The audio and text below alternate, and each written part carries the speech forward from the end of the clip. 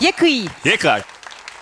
Messieurs, mesdames, je vais raconter autres une histoire que la plupart d'entre vous autres déjà connaissent. L'histoire des trois petits cochons. Chacun d'eux a conçu sa maison en fonction de ses besoins et de ses ressources. Un jour, le grand méchant loup vient pour les manger. Il commence par la maison de paille du premier petit cochon. Il la détruit en soufflant dessus. Il fit pareil pour la maison de bois du deuxième petit cochon. Heureusement, les deux petits cochons se sont sauvés et se sont réfugiés dans la maison de briques du troisième petit cochon. Mais le loup a essayé de souffler à nouveau, taper, mais il n'a pas réussi à détruire la maison. Furieux et fatigué, il s'éloigne et les trois petits cochons sont sauvés.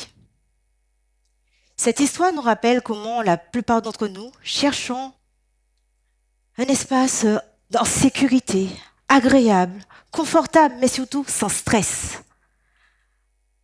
Un lieu qui héberge nos aspirations et nos rêves, surtout notre toit.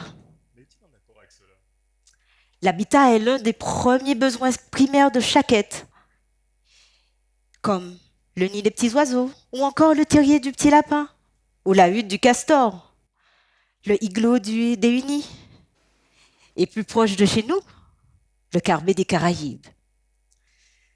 Tous conçus avec des matériaux trouvés sur place, un toit pour se loger. Il est primordial que cet habitat soit en accord avec son environnement, qu'il assure du bien-être pour ses occupants et qu'il soit aussi accessible économiquement, comme dans l'histoire des trois petits cochons. Dans le cadre d'un programme qui réunissait plusieurs acteurs ultramarins, des architectes, ingénieurs, bureaux d'études, nous étions tous à la recherche d'un habitat qui puisse répondre à nos besoins, des solutions adaptées à nos territoires, en matière de construction et rénovation durable.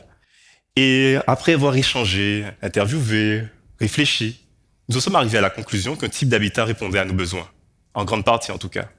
Nous l'avons donc modélisé et nous sommes prêts à vous présenter une maquette. Vous êtes prêts? Oui, merci. Vous attendiez pas à ça?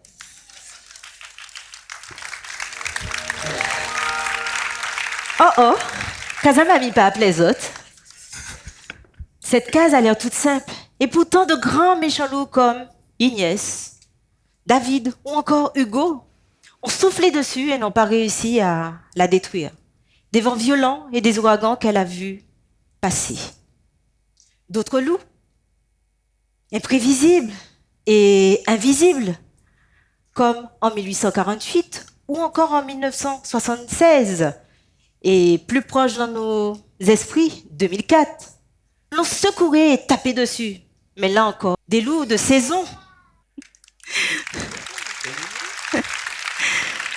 Des loups de saison, comme El Niño et la Niña, l'ont perturbée. Et là, elle a su s'acclimater tout en ayant suivi justement leurs contraintes. L'habitat vernaculaire, c'est-à-dire propre à notre région, nous apporte depuis toujours les principes clés pour que les logements d'aujourd'hui, mais également ceux de demain, puissent faire face aux différents défis du territoire. L'adaptation au changement climatique, la résilience face aux risques naturels, les fameux grands méchants loups, le confort pour les occupants, également aussi la question sur l'efficacité énergétique.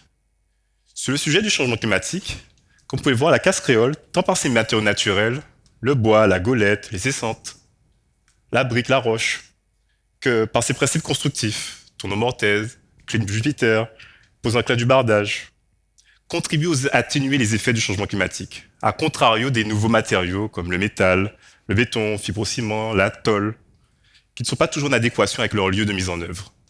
Et c'est pourquoi il nous paraît essentiel de faire coexister des pratiques traditionnelles avec des besoins dits modernes, afin d'assurer le confort pour ses occupants en s'appuyant sur les ressources disponibles sur place, ainsi que les conditions climatiques qui soient favorables. Pour parler de résilience, cela nous rappelle un échange avec un confrère de la Nouvelle-Calédonie. Il nous disait justement qu'il a comparé une maison créole avec une maison contemporaine. La première n'a rien eu et l'autre a été complètement désossée après le passage d'un cyclone. Il a eu cependant cette magnifique remarque en nous disant « Même si elle ne répond pas aux normes en vigueur, cela fait des siècles que notre construction fait face justement à toutes ces contraintes climatiques et sismiques. Pour parler du confort, cette petite case que vous voyez a été organisée sur différents espaces. Tout d'abord, au cœur d'un jardin créole, pour favoriser en fait le bien-être, mais surtout l'autoconsommation. Mais elle est séparée de ses annexes. La cuisine, la casavo, le catiche, pour vous, certains d'entre vous ne connaissez pas, mais c'est simplement les toilettes sèches aujourd'hui, pour des questions de confort et de sécurité.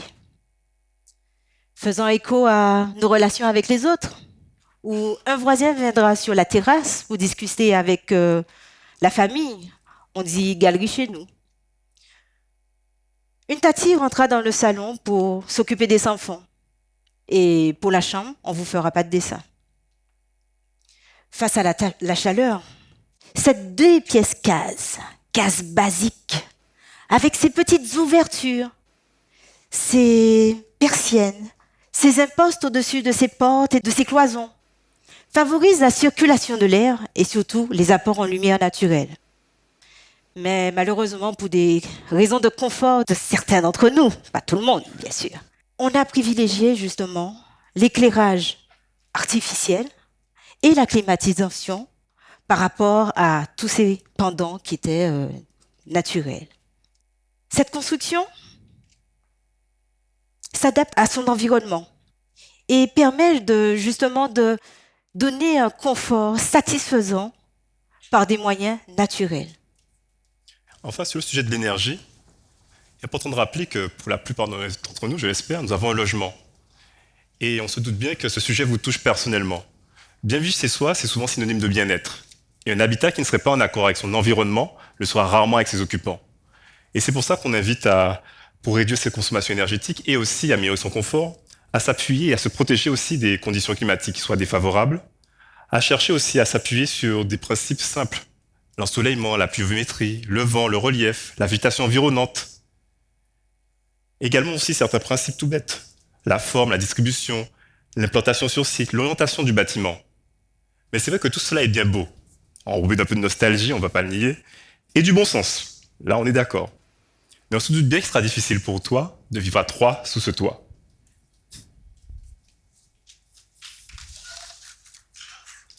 Alors cette maison, elle n'est pas parfaite.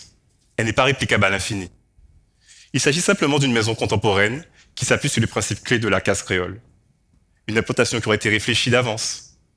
Un bâtiment entièrement traversant pour que l'air puisse circuler. Également aussi des espaces bien répartis entre une zone jour et une zone nuit. Mais ce toit contemporain a également ses défis, et ils sont nombreux. Tout d'abord, les concepteurs, architectes, ingénieurs, artisans. Ils ont dû maîtriser justement tous ces éléments qu'on vient de voir. Confort, climat et risque. Et pourtant, leur formation initiale n'ont pas eu d'effet vraiment dans leur apprentissage. On a également le problème sur notre territoire, qui n'est pas extensible. On l'a vu, on le voit. Mais on a un besoin de créer, d'habiter. Donc, il faut densifier. Et justement, densifier, mais il faut faire attention également à notre trame verte et bleue. Je veux dire par là, la végétation naturelle de notre espace, mais surtout les points d'eau qui sont les mares et les rivières. Alors la CRU, ça veut dire regroupement familial. Avant, on vivait dans cet espace et justement, il y avait toute une harmonie où tout le monde se connaissait et s'entraidait. Effectivement. Encore quelques défis aussi à relever pour cette nouvelle maison. La question déjà des matières premières également, qui ne sont pas toujours adaptées aux conditions en termes de normes et de réglementation. Pourtant, elles ont fait leurs preuves. On a tous entendu parler, je l'espère, des matériaux biosourcés, géosourcés, des maisons en bambou de Simone Vélez ou de la maison en terre pisée d'Afrique.